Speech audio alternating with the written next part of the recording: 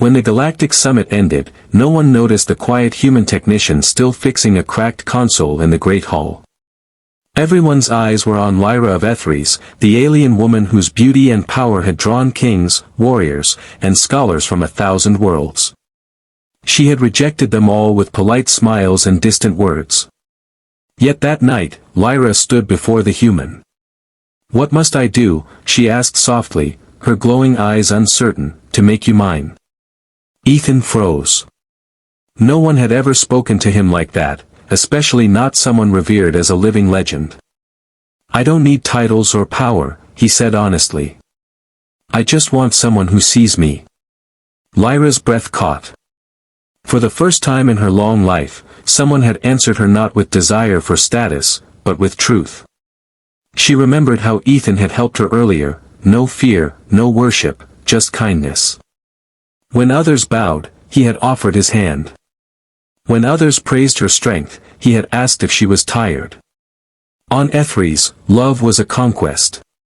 On Earth, Ethan showed her it was a choice. "I was raised to believe I must impress, dominate, or prove myself," Lyra said quietly. "But with you, I feel human."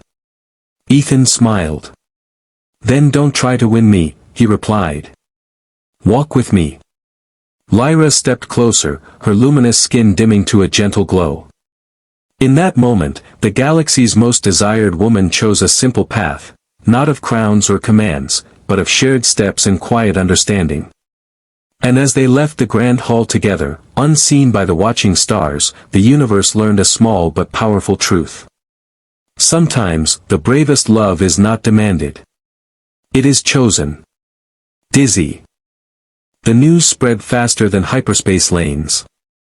Lyra of Ethres, the woman who had turned down emperors and champions, was walking openly beside a human. Not as a captive. Not as an experiment. As a choice. Whispers followed them through the orbital city. Some laughed, others scoffed, and a few watched in silent fear. Ethresian elders summoned Lyra at once. "You shame your lineage," one elder said, their voice cold as starlight. "A human is fragile. Short-lived. What future can he offer you?" Lyra did not look back at the council. Her eyes stayed on Ethan, standing quietly at her side, unsure but steady. "He offers me truth," she replied. "None of you ever did." That night, beneath the transparent dome of the city, Ethan finally spoke his doubts. "Your people will never accept this," he said. "You don't have to choose me." Lyra stopped walking. "I have crossed galaxies alone," she said softly. "I have been admired, feared, and desired. Yet with all that, I was always alone." She placed her hand over her chest, where her light pulsed gently. "With you, I am not." Ethan met her gaze. "I can't promise power or immortality." Lyra smiled, small, real, and unguarded. "Then promise me moments. Laughter. Honest days." "I can do that," he said. Above them, the stars shifted as patrol ships gathered.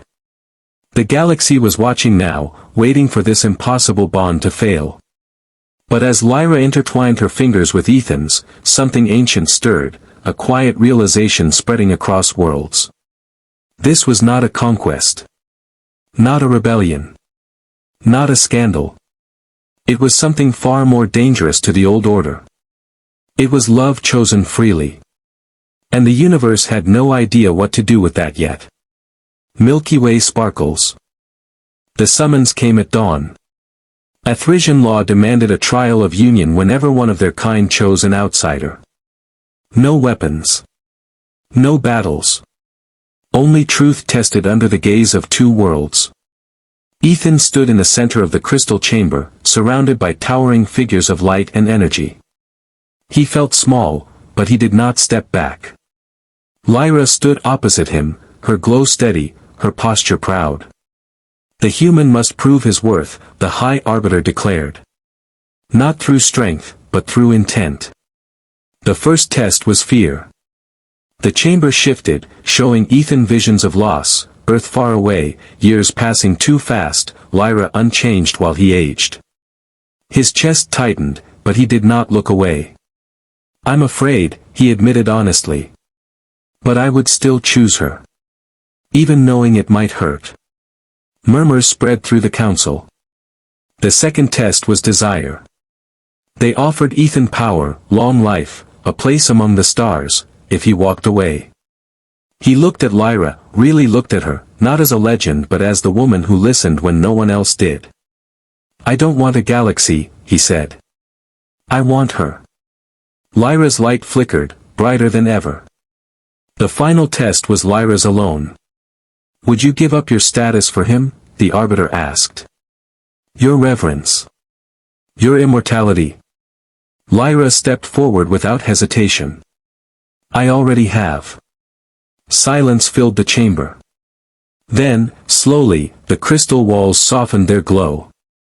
The Arbiter lowered their head. "This union is unprecedented," they said. "But it is true." As Ethan and Lyra walked out together, hand in hand, the stars above Ethres shimmered differently, as if the universe itself had leaned closer. Two worlds had spoken. And neither would ever be the same again. Shooting star. After the trial, the galaxy grew quiet, but not peaceful. Lyra felt it first, the subtle shift within her light. For the first time in her long existence, time no longer felt infinite. Her immortality, once effortless, now moved like a tide slowly pulling back. The elders were right. Loving a human came with a cost. Ethan noticed the change in small ways. Lyra slept longer beneath the star dome. Her glow softened at night, no longer sharp and endless. One evening, as they watched distant suns rise, he finally asked, "Are you changing because of me?" Lyra did not look away from the stars.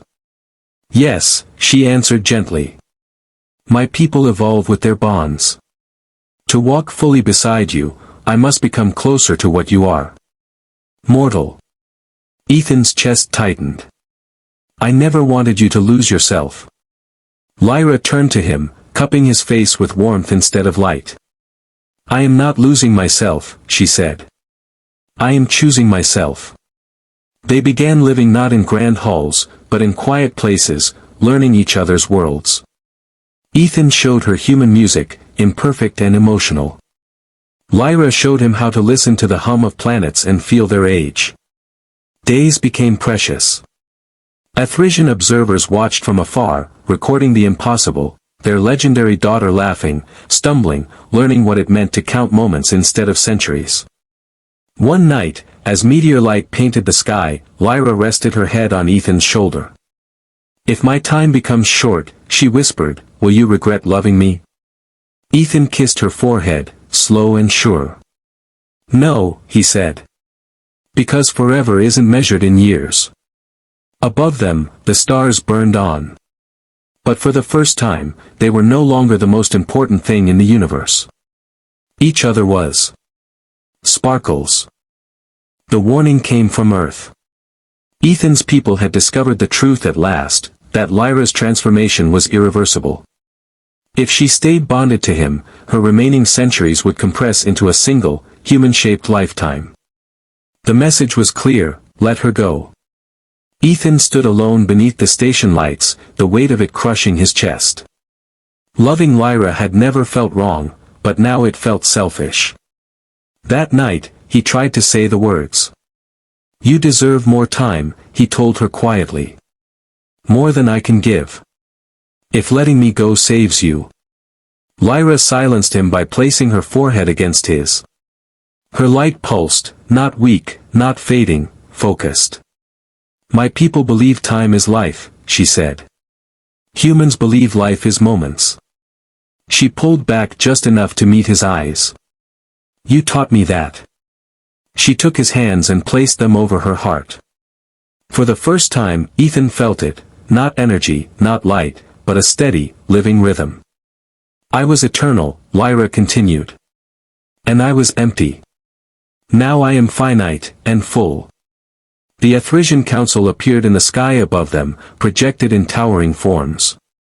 This is your final choice, the High Arbiter declared. Remain as you are and abandon the human, or become one with his time. Lyra stepped forward before Ethan could speak. I choose the life that feels real, she said. Even if it ends. Her light flared once, brilliant, blinding, and then softened into something warm, human, and alive. When the glow faded, she stood there unchanged in form, but changed in truth. No longer a legend. No longer eternal. Just Lyra. Ethan pulled her into his arms as the stars above shifted, ancient paths rewriting themselves. Somewhere in the vast silence of space, the universe adjusted to a new rule. A love freely chosen can outweigh eternity itself. Shooting star. After Lyra's choice, the galaxy did not erupt into chaos. It went silent. No proclamations. No wars. No celebrations. Just a long, unsettled pause, as if the universe itself was holding its breath. Lyra and Ethan left Ethres soon after. Not in exile, not in triumph, but in privacy. They settled on a small world at the edge of mapped space, where the sky changed colors with the seasons and the nights were gentle. Here, Lyra learned what mornings were for. She learned how the sun felt different each day, how food carried memory, how laughter could come without reason. She learned how humans mark time, not with centuries, but with shared routines. Ethan watched her carefully at first. He noticed how she tired more easily now, how her glow only appeared when she felt strong emotion. But he also saw something new, peace. One evening, as they sat by the shoreline watching twin moons rise, Lyra broke the silence. Do you think the galaxy will forget us? She asked. Ethan smiled softly. Maybe, he said. But that's okay. Lyra considered that, then nodded. I spent my life being remembered, she said. I want to learn how it feels to simply live. Far away, signals crossed star systems. Scholars debated. Elders argued. Records were rewritten. For the first time, Ethresian children were taught a new concept alongside honor and eternity. Choice. That night, Lyra rested her head on Ethan's shoulder, listening to his heartbeat, steady, human, limited. She closed her eyes without fear. For the first time, tomorrow mattered. And somewhere beyond the horizon, a future waited, quiet, fragile, and incredibly real. The final chapter had not yet begun. But it was close. Crescent moon sparkles. Years passed, not in flashes of light or cosmic leaps, but in seasons. Lyra aged slowly now, gracefully, her once eternal glow appearing only in moments of deep feeling, joy, sorrow, love. Ethan aged too, lines forming at the corners of his eyes, laughter settling into his voice like a familiar song. They built a life. Not a legend. A life. Mornings began with shared silence and warm light through the windows. Evenings ended with stories, some of Earth, some of Ethres, some invented just to make each other smile. They argued gently, forgave quickly, and learned that love was not a single brave choice, but 1,000 small ones made every day. One night, much later, they returned to the shoreline where twin moons still rose faithfully. Lyra's steps were slower now. Ethan held her hand, just as he always had. Do you regret it? He asked quietly. Choosing me. Choosing this. Lyra leaned against him, her light flickering softly, faint, but warm. No, she said. I lived forever once. And it meant nothing compared to this. She looked up at the stars, no longer distant or demanding. I was admired by the galaxy, she continued. But I was loved by one human. That changed everything. When Lyra finally rested, it was peaceful. No blinding flare. No cosmic ending. Just a quiet moment beneath familiar skies, her hand still in Ethan's. The galaxy would remember her as a mystery. Ethres would remember her as a rebel. History would debate her choice for centuries. But Ethan remembered her simply as this. The woman who asked, "What must I do to make you mine?" And then chose a lifetime instead of eternity. Among the stars, a new truth endured. Love does not need to be endless. It only needs to be real. Milky Way Dizzy.